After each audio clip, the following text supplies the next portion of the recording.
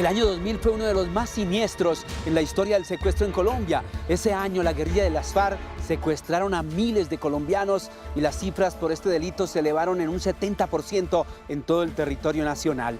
Vamos a hacer memoria del secuestro de los esposos Angulo, ocurrido aquí en el municipio de La Calera, muy cerca de Bogotá, el 19 de abril del año 2000. Sus familiares todavía le reclaman a los guerrilleros que les entreguen por lo menos los restos. El canal Capital y este programa estamos comprometidos con las víctimas de las FARC. Bienvenidos.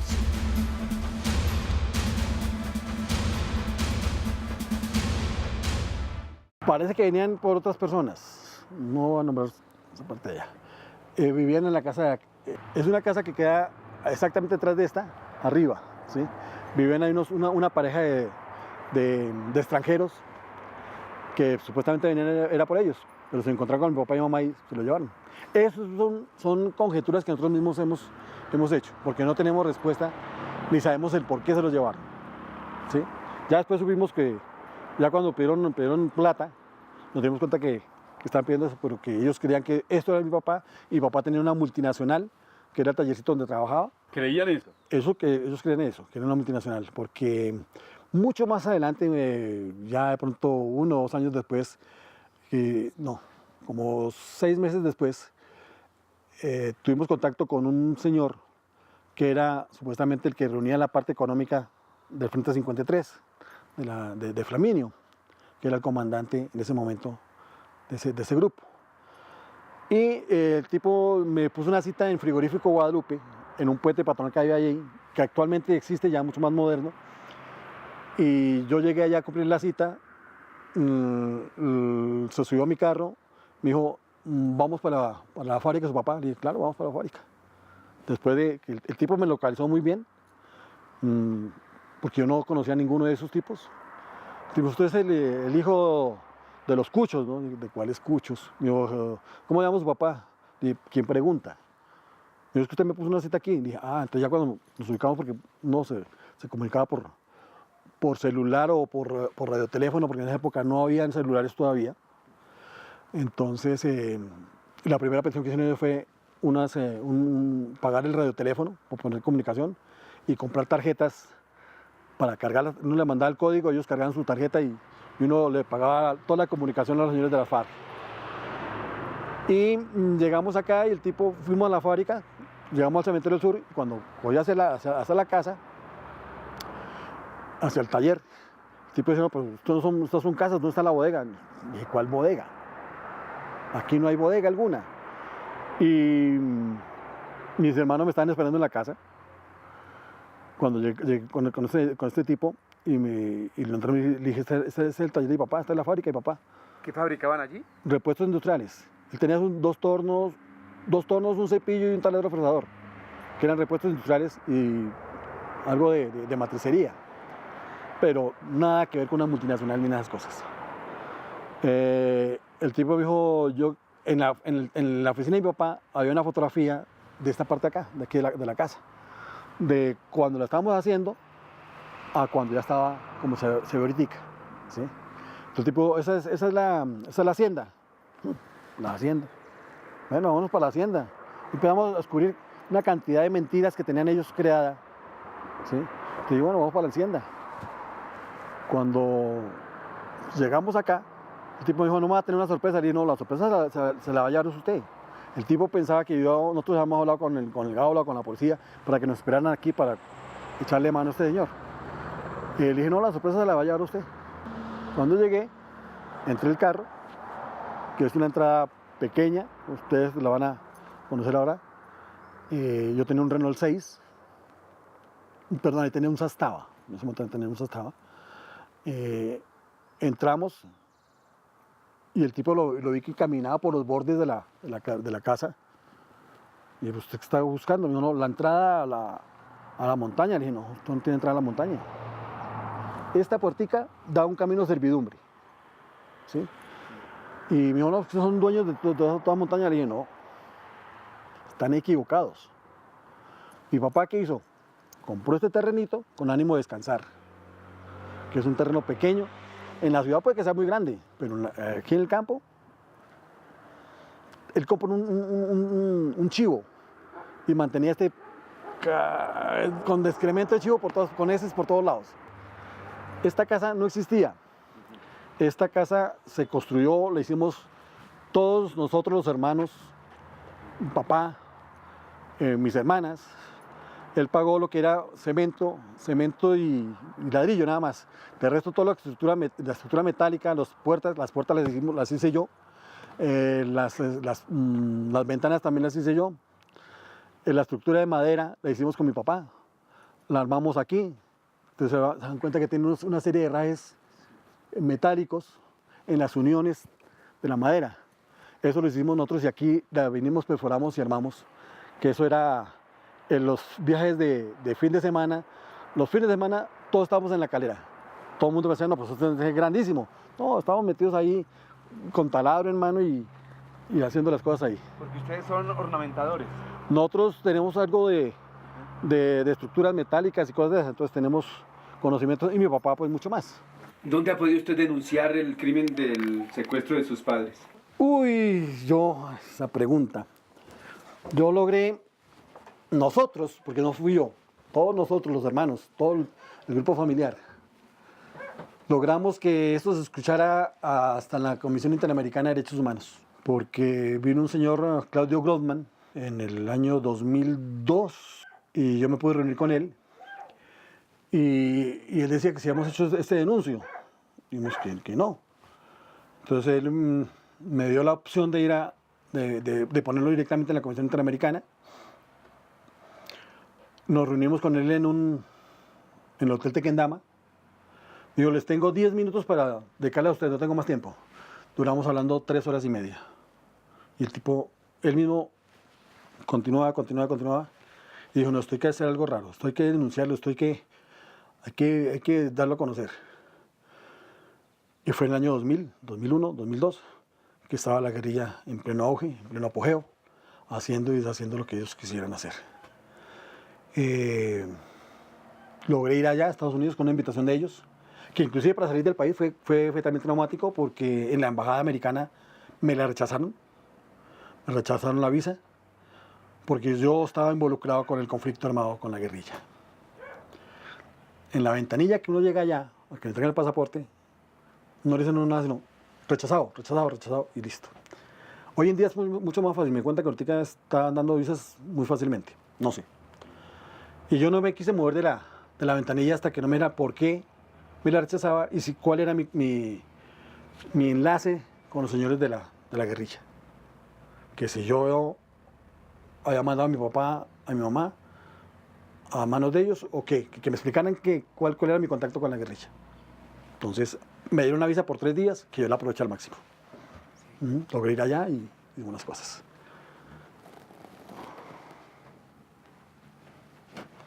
Uy, eso está para. Ustedes perdonarán que veo la casa. Esta casa no estuvo así empolvada.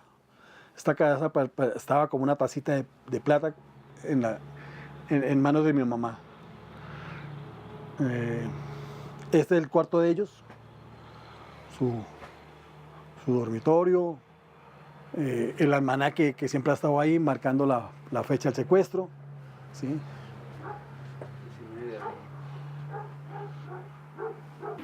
Don Héctor, ¿qué le dice, perdóneme la pregunta, hoy a la guerrilla?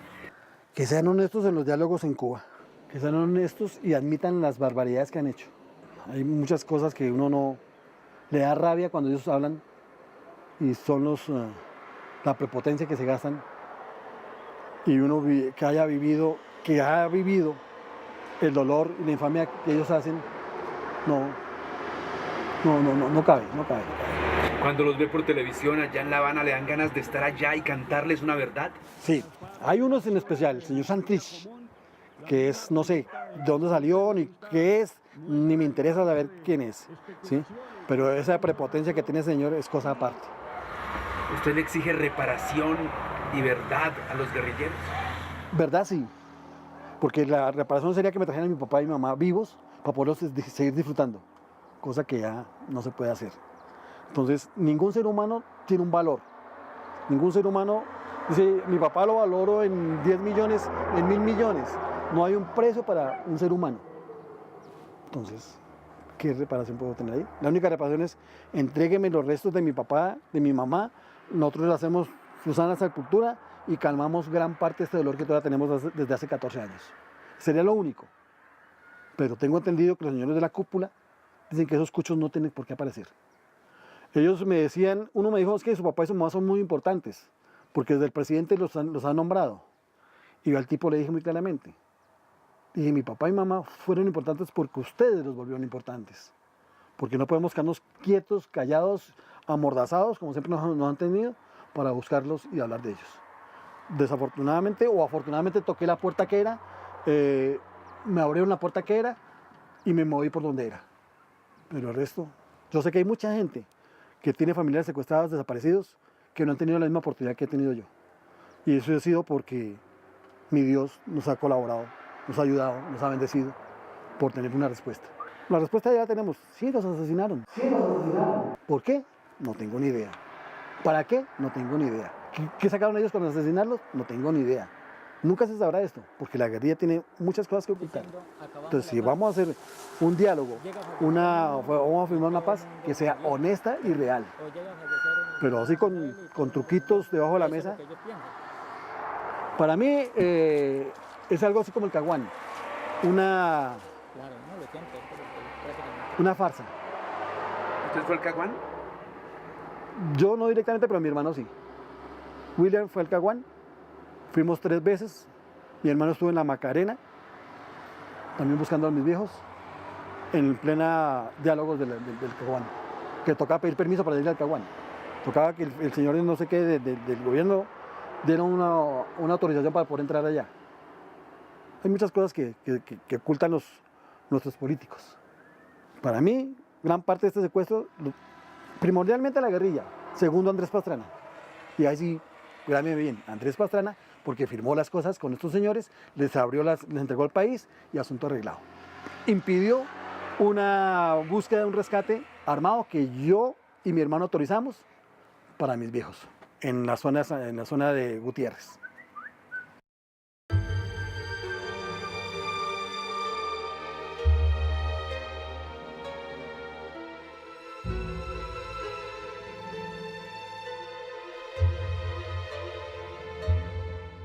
Según las estadísticas que tiene País Libre y que tiene el Estado colombiano, en el año 2006 para el secuestro casi un 70%.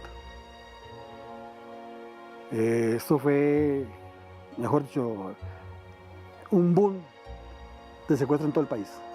No una región exacta, en todo el país. ¿Y la Calera aportó muchos secuestrados para la guerrilla? Sí. Toda esta región, Chía, Chuachí, toda esta región aportó muchas cabezas, muchas personas, muchos seres que están desaparecidos. Usted me hizo una pregunta que le ha estado pensando, que es ¿por qué nos atrevimos a pedir un rescate armado? Volvemos a tomar la cuestión que en el año 2000 se destapó todo, hubieron secuestros por todas partes del país. Nosotros no pensamos nunca que los fueran a asesinar. Nosotros siempre pensamos, no, toca llegar a un arreglo, dar un dinero y recuperamos a los abuelos. Esa era la mentalidad que teníamos todos los hijos, los 5 hermanos. Cada vez que nos reuníamos era en eso, bueno, ¿cuánto van a pedir? Y miremos a ver. De ahí nuestro afán de buscar con quién hablar, con quién tener contacto, con quién llegar a una negociación. Vuelvo y repito, el secuestro se convierte en un artículo de compraventa, en una tacita, en un ladrillo, un artículo de compraventa.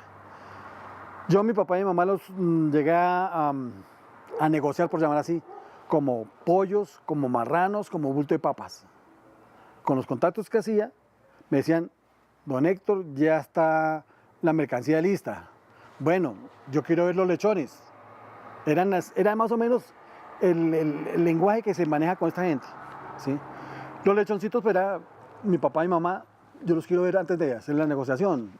Cosas así, que uno saca valor no sabe de dónde, pero mis hermanos, Helmut, William y yo tuvimos ese coraje de hacerlo así.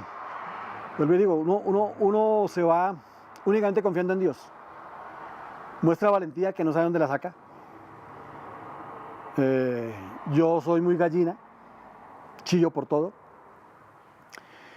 Y cuando tenía que haber una reunión con los milicianos o con un guerrillero, con un comandante de frente, no sé dónde salía valor, pero lo sacaba. Y sí, desafortunadamente no pudimos hacer la negociación. Y en el 2000 se presentó la oportunidad porque el Gaula tenía una informaciones de cruce de llamadas que le habían hecho a mi hermano, que era el que manejaba en ese momento la supuesta negociación, que le decían que si no entregamos eso rápido, devolvían a mi papá en una bolsa plástica. Eso es duro ahorita, fue mucho más duro cuando sucedió.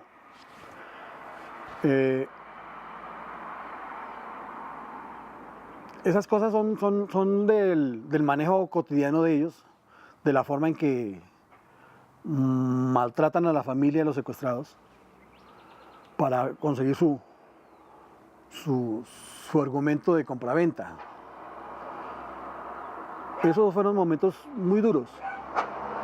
Cuando el Gaula nos dijo, nosotros tenemos las conversaciones grabadas de su hermano con un tal Richard, que era que se comunicaba a mi hermano. Nosotros dijimos, no, pues, ¿qué hay que hacer aquí? Hagan un rescate armado. Si saben dónde es el sitio, dónde están ellos, lo tienen la triangulación telefónica, las conversaciones, pues saben dónde están. El comandante del Gaula en ese momento me dijo, lo que pasa es que nosotros no podemos entrar a actuar porque tenemos orden presidencial de no hacerlo. Y dije, ¿cómo así?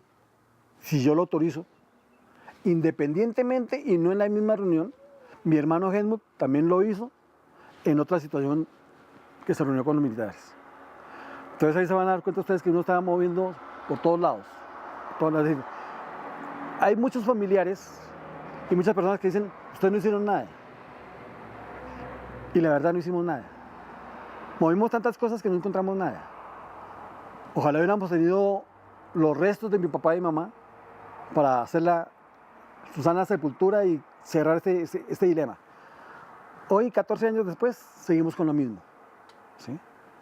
Puede que a los 15, como se les celebran a las niñas, tengamos una celebración, entre paréntesis celebración, sino poder hacer ese cierre de toda la familia. Encontrar los cadáveres. Encontrar los cadáveres, darles su sana sepultura y parar ahí. Casi simultáneamente al secuestro de los esposos Angulo, el 22 de enero de ese año 2000, también había sido secuestrado el periodista La Chiva Cortés, Guillermo Cortés, y otra veintena de ciudadanos a quienes los guerrilleros forzaron a hacer el mismo recorrido al que sometieron a los esposos Angulo aquí por el oriente de Cundinamarca. 7 largos meses después, el ejército intervino en una acción para liberar a La Chiva Cortés y a otro grupo de secuestrados, relato que está detalladamente narrado en este libro de Carlos Castillo. La Chiva Cortés le va a contar a los hijos de los esposos Angulo cómo los guerrilleros abusaron en todo sentido de los abuelos. La Chiva Cortés, que fue muy gran amigo mío, me contó muchas cosas, vivimos muchas cosas, lo hice llorar muchas veces con lo que le mostraba yo a él de donde yo había pasado. Y lo estimo mucho y lo quiero mucho. Fue en dos episodios muy distintos. La Chiva Cortés estaba, todos los periodistas, la parte política, estaba buscando una salida negociada con él, mientras que mi papá y mi mamá eran 2 ceros a la izquierda, que no tenían ningún valor ni nada. Entonces nadie lo estaba buscando. ¿Quién lo estaba buscando? Únicamente el núcleo central, sus hijos. Todos los 5 hijos tuvimos algo que ver con buscar contacto para hablar con alguien. Mis hermanas, mis hermanos, los 5. Mis cuñados. Si uno hace cuentas, habían más de 20 personas buscándolos. De una y otra manera. Éramos 20 personas que estábamos secuestrados al lado de un teléfono, al lado de un radio, al lado de un televisor, escuchando noticias. Cualquier noticia que dieran, allá llegábamos. al día siguiente, algo así, pero nos movilizamos para llegar allá. Que muy bien, nosotros pagamos una prueba de supervivencia que nunca llegó.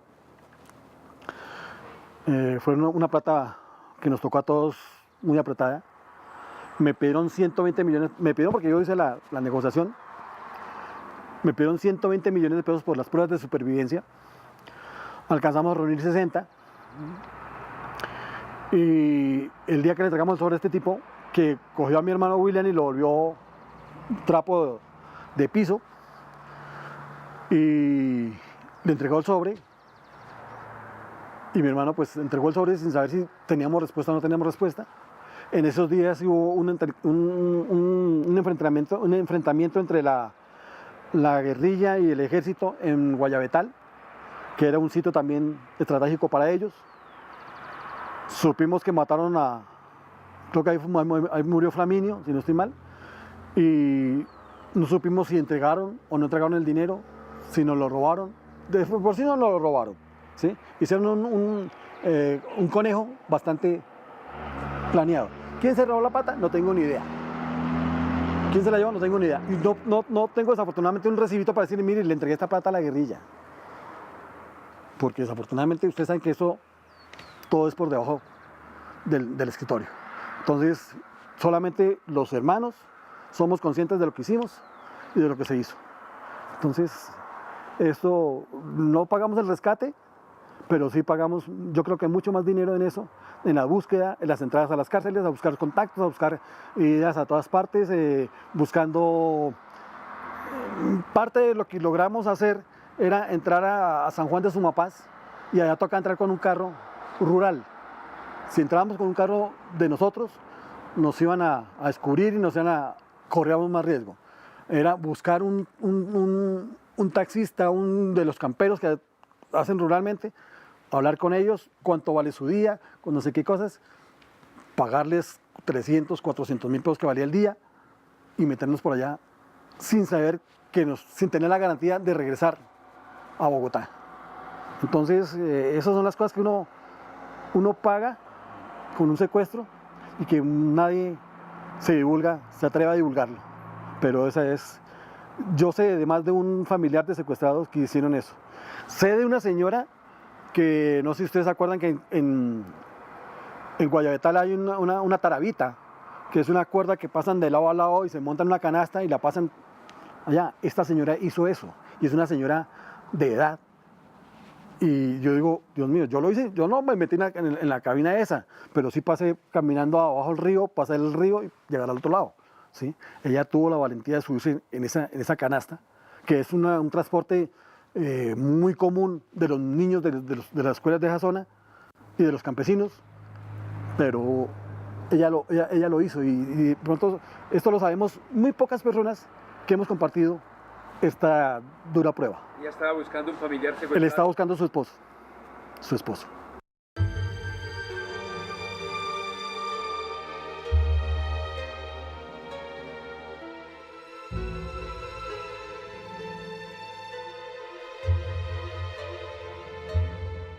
Pero volviendo a la Chiva Cortés, en los varios diálogos que tuvo con él, ¿qué le contó de sus papás? Esa pregunta no debe haberme la hecho. Él me contó, y que pude confirmar, el sufrimiento de mis viejos en esas trochas. Él me contó muchas cosas que vivió él y obviamente vivieron mis viejos. Son 14 años que nos arrebataron un par de abuelos. Y hay un señor en Cuba tomando whisky y diciendo que ellos no cometieron ninguna cosa terrorífica. Eso es lo que duele. Eso es lo que duele. Pero bueno, ellos son criados de otra manera muy distinta. Ignoro su vida, su infancia. Se les respeta, se les entiende, pero no les da la virtud de quitar y poner vidas como se les dio la gana, por decirlo así. La Chiva Cortés me comentó muchas cosas, y cuando pude traer fotografías de esos sitios, lo vi llorar viéndolas en su oficina, al lado del proyectil que supuestamente lo tenían para matarlo a él. A él le llegó una guerrillera, dijo, aquí vengo a traerle esto a don Guillermo Cortés. Y él andaba en su escritorio con su proyectil ahí. No sé si por tortura o por valentía o por gallardía, pero lo tenía él muy, muy marcado.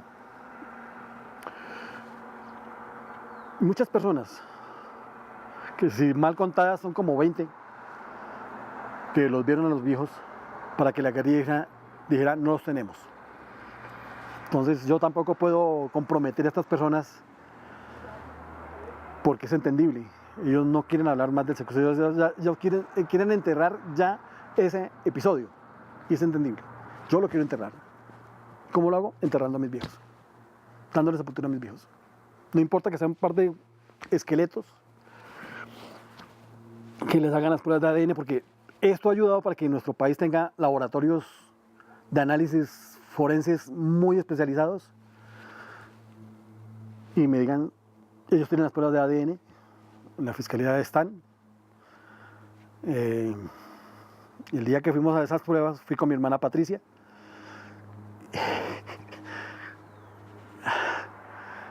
Me sonrió porque tuvimos anécdotas duras y yo creo que ustedes se han dado cuenta que heredé el humor de mi viejo. Encontramos unas cosas que nos daba risa porque ella decía, ¿eso para qué? Si yo salía con un chorro de babas, un chispazo y cambiamos un poquitico la angustia que teníamos en ese momento por algo de risa. Cuando dijo que tenían las pruebas ADN, ¿a cuáles pruebas se refiere? Ellos nos hicieron unas pruebas de ADN en la fiscalía, Justicia y Paz. Nos tomaron las pruebas a mi hermana y a mí para poder cotejarlas con restos humanos que se encontraran, a ver si estaban por ese lado.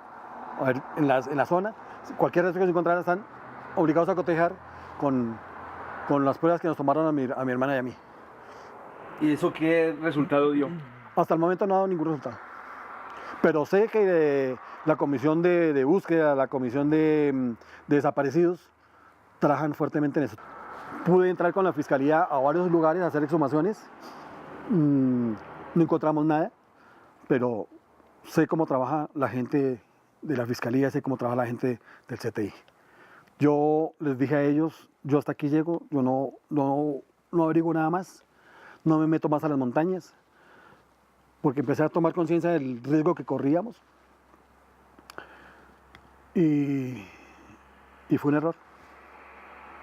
Fue un error porque automáticamente eso fue como un freno, ¡pum!, llegó todo. Entonces, confío en que esto salga al aire, que esto remueva las conciencias de los señores fiscales. Sé de muchos fiscales que estuvieron conmigo caminando por las trochas, unas caminatas incansables, que estuvieron hombro a hombro, que me daba coraje no quedarme de la caminada de ellos, porque yo ya he caminado por ahí, ellos han caminado por muchas partes del país, en terrenos muy difíciles, muy distintos. Entonces confío en ellos y espero que eso es actitud de la fiscal que lleva el caso. Volviendo a la Chiva Cortés, ¿en qué términos se refería a sus papás? Los viejitos, los abuelos, los viejitos. Él tiene muchas anécdotas, no anécdotas, sino cuenta muchas cosas de corazón de lo que vivió con mi papá y mamá. Lo que más le impactó a él fue que cuando llegó y me reuní con él, yo le mostré la fotografía que siempre cargo y le dije, don Guillermo, entonces a ver si usted los vio. Me dijo, claro, los viejitos, ¿cómo están ellos? Le digo, don Guillermo, esa misma pregunta me hago yo. No los tengo, no sé qué pasó con ellos. Le digo, pero ellos los soltaron un mes antes. Entonces, no sé nada. ¿A él lo engañaron? ¿Le hicieron creer que los habían liberado? Claro. Ellos pensaron que los han liberado por cuestión humanitaria. Obviamente esa perspectiva cambió totalmente cuando llegó aquí a Bogotá, cuando llegó a la civilización, que ellos no son humanos. Ellos no son humanos. No tienen sentimientos, no tienen moral, no tienen... es difícil comentar esta parte aquí.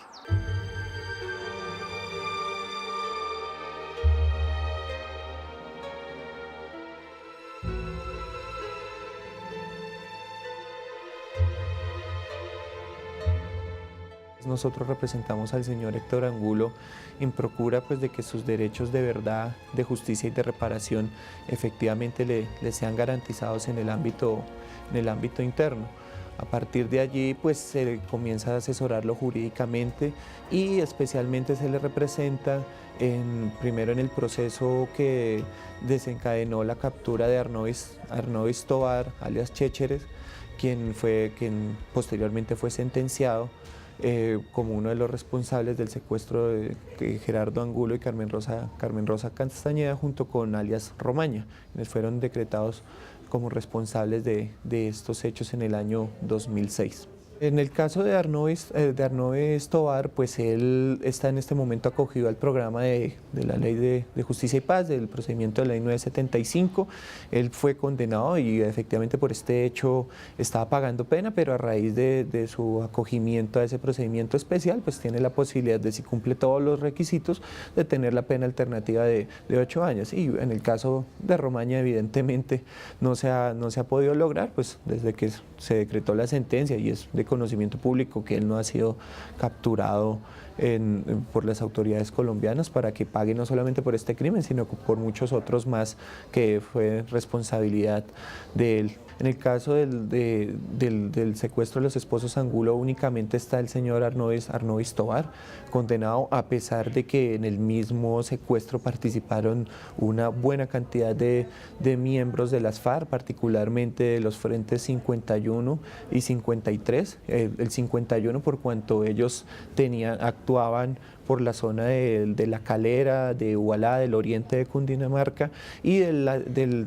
53, de quienes se tiene comprobado que ellos fueron retenidos, recibieron a esta pareja de ancianos secuestrados del Frente 51 y que luego fueron movilizados hacia el área del parque próxima al páramo de Chingaza, específicamente a la población de San Juanito, en zona rural de ese municipio, donde se tiene información de que ellos fueron asesinados. Este caso evidentemente obedece a una lógica de secuestro eminentemente extorsivo, una clara infracción al derecho internacional humanitario. Aquí pues ellos fueron secuestrados en La Calera y se le empiezan a hacer una serie de exigencias económicas a la familia de pagar pues unas sumas muy altas para la época. En parte fueron canceladas por la familia, pero las FARC ni los liberaron y exigían era cada vez más dinero por dejarlos libres de su cautiverio, y pues llegó un momento en que se empieza prácticamente a jugar con el dolor de la familia, porque se les manifiesta que tienen que ir a distintas partes de Cundinamarca, a barrios en Bogotá, por ejemplo en Santa Librada, o ir a San Juan del Sumapaz, en fin, una serie de situaciones pues que ponen en aprietos a la familia y de exigencias que eran prácticamente imposibles de cumplir, al punto que llevó a que uno de los hijos se ofreciera en canje por sus padres, pero está comprobado que prácticamente eso era un juego de parte de esta guerrilla con la familia, porque la pareja de los esposos Angulo, señor Gerardo y la señora Rosa, ellos fueron llevados hacia esa área de San Juanito, y debido a que había una presión del ejército grande, y porque por su condición pues de ancianos de tercera edad, pues les resultaba muy difícil movilizarse, se dio la orden de ajusticiarlos, como dicen en esta guerrilla, y por lo tanto fueron asesinados, y de los cuales se presume que quienes fueron los autores materiales de su asesinato es dos alias el Loco Iván y alias Paola, y hasta la fecha pues no se tiene información cierta de su paradero, y pues prácticamente están desaparecidos. Varias versiones que se han recogido en el proceso, que esta pareja de Gerardo Angulo y Rosa Castañeda, ellos fueron llevados con un grupo de secuestrados de Cundinamarca, dentro de los que se contaba Guillermo La Chiva Cortés, que ellos fueron reunidos en los sitios que tenían pues los campamentos, el Frente 53, y los estaban dirigiendo de la zona de Cundinamarca, la zona del Sumapaz, hacia la zona zona de Chingaza, hacia los lados de San Juanito Meta, que ya tenían otras bases, la guerrilla, y se tiene que los mismos secuestrados en ese momento, el mismo Guillermo Contés comenta que ellos recuerdan mucho a esa pareja de ancianos, le llamaban los abuelos, porque pues por un lado por las oraciones que hacía siempre la señora Carmen Rosa Castañeda, y en segundo lugar porque estaban muy preocupados por su condición física, ya que pues las largas caminatas y los largos trayectos que debían emprender cada vez que la guerrilla los movilizaba, pues hacían mucha mella en su salud y ya los estaba afectando físicamente, y por lo tanto haciendo su movilidad cada vez más reducida. Y aproximadamente entre julio y agosto del año 2000, cuando se presenta en ese año el secuestro, ellos no vuelven a tener noticia. Ellos no, de un momento a otro son separados los grupos. El grupo de Guillermo Cortés con otros secuestrados los comienzan a subir hacia la zona de Medina, y ellos comienzan a preguntar qué había pasado con los abuelos Angulo, y ellos dicen, y la guerrilla pues lo único que les contesta es que se fueron con otra comisión. Ellos presuponían que habían sido liberados, y una vez se da el operativo pues por parte del ejército que permite la liberación de Guillermo Cortés junto con otros secuestrados por los lados de los farallones de Medina, ellos al regresar a la libertad preguntan qué había pasado, y pues evidentemente los ancianos no regresaron, y es donde se empieza a manejar la hipótesis de que efectivamente los trasladaron a otro sitio o fueron asesinados. Y posteriormente en el proceso nos vamos dando cuenta con versiones de guerrilleros, de desmovilizados del Frente 53, de algunos que están en el procedimiento de ley 975, que se dio la orden de que ellos fueran ajusticiados, es decir, asesinados. Y estamos ahora en la lucha de lograr determinar la plena identidad de alias Iván, el loco Iván, y de alias Paola, para que respondan pues tanto por el secuestro y asimismo por el asesinato de esta pareja de ancianos, y fundamentalmente encontrar sus restos, encontrar dónde fueron enterrados. Y además, por otro razonamiento, es que ellos, estamos hablando ya de cerca de 14 años después de los hechos, pues una pareja de ancianos, ya de personas de la tercera edad que pues tienen pues dificultades de salud propias de su condición, y que pues evidentemente al día de hoy es muy difícil, o sea, explicar que puedan seguir con vida, y eso aunado a las pruebas que hay en el proceso que determinan que ellos se ordenó ejecutarlos extrajudicialmente, o sea, asesinarlos por parte de la guerrilla, pues da al lugar a entender que prácticamente están muertos, y que lo que queremos es saber dónde fueron enterrados sus restos. Hay varios testimonios que se han dado ahí al respecto, de algunos guerrillos que están desmovilizados en Justicia y Paz. Hay uno en particular de un desmovilizado alias Patamala, y hay un desmovilizado que recientemente corroboró esos hechos, se llama Wilson Rivas. Él está también en el programa de Justicia y Paz, y quien asimismo aseguró que efectivamente ellos habían sido asesinados. El punto en cuestión es que contamos simplemente con esas dos versiones, y de otros guerrilleros también al respecto. El mismo Arnovis Tobar, luego de su condena, también ha manifestado que esa pareja de ancianos fue muerta, pero no, aparte de las versiones de las declaraciones de estos guerrilleros, pues no tenemos mayor información, y el punto es que estamos procurando lograr determinar pues cuál fue el sitio donde efectivamente ellos fueron muertos. Entonces, por lo tanto, incluso la misma familia y se ha logrado plantear de que más que de un secuestro, en este momento estamos hablando de un caso de desaparición forzada a manos de la subversión. En segundo lugar, lograr que se procesen pues a los responsables que hayan tenido que ver con el secuestro, desde La Calera hasta San Juanito. Muchos de ellos ya están muertos por diversos operativos de la fuerza pública, como por ejemplo alias Flaminio, que era el comandante del Frente 55, que también estuvo relacionado con el secuestro. Entonces, pues tratar de rastrear quienes pueden también estar involucrados en este hecho. Y la situación más importante, yo creo que fundamental y que nos ha movido a solicitarle a la Fiscalía pues que se hagan diversas pesquisas frente a los guerrilleros desmovilizados, es lograr ubicar el sitio donde están enterrados, donde fueron inhumados los esposos Angulo, que yo creo que lograr eso, o sea, evidentemente la familia puede descansar de todo este drama y de este dolor de 14 años sin saber dónde están sus padres, y que hoy en día pues se sigue perpetuando por una guerrilla que claramente infringió el principio de distinción frente a la población civil, lo hizo objeto, la victimizó en este caso particular a una pareja de ancianos, y que por simples exigencias económicas llegó al punto de retenerlos, de secuestrarlos y de todo lo que indica, como expuse anteriormente, de darles muerte. La responsabilidad que le cae aquí al Estado colombiano es de completa inoperancia y falta de efectividad de la justicia.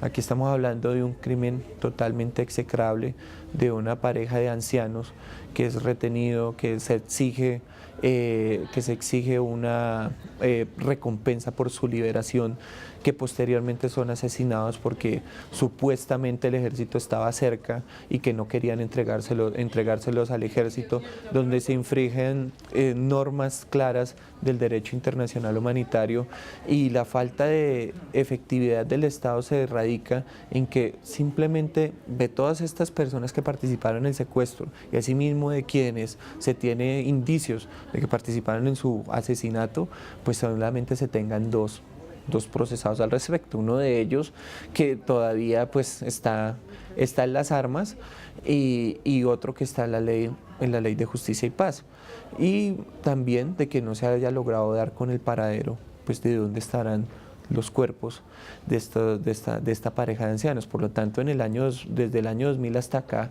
pues en términos de verdad y justicia se ha obtenido poco, aparte de toda la victimización que sufrió la familia, no solamente por el hecho criminal en sí, que lo sometió las FARC a responder esas exigencias económicas, a cancelar dineros que hicieron para liberar a sus padres, de irse a entrevistar con guerrilleros buscando su liberación en cárceles, en montañas, incluso hasta proponer un intercambio para que ellos fueran liberados. Aparte de todo eso, también hay una victimización de parte del Estado por esa impunidad tan grande que ha estado este caso, este delito, y como muchos otros secuestros que han ocurrido en el país. La familia ha tramitado frente al Estado colombiano pues una reparación económica por el hecho de secuestro, amparados en la ley 418 del 97, y pues están buscando también a través de la ley de víctimas, porque pues su situación económica luego del secuestro de sus padres fue bastante golpeada, precisamente pues en el afán de lograr liberarlos, buscar darles esos dineros que exigían esta guerrilla, y pues están a la espera de que el resultado de lo que se resulte de la ley de víctimas. Pero más allá de la reparación económica, que creo que pues es importante pero no es lo esencial en este caso, lo que esperan del Estado colombiano la familia de Gerardo Angulo y de Rosa Castañeda es que haya verdad sobre lo sucedido, y que el caso no quede en la impunidad, y que haya justicia, es decir, que los responsables de este crimen, tanto del secuestro como de su asesinato, efectivamente pues sean castigados y sean sancionados, pues no solamente por el crimen en sí que significa el secuestro, sino por esa grave infracción al derecho internacional humanitario.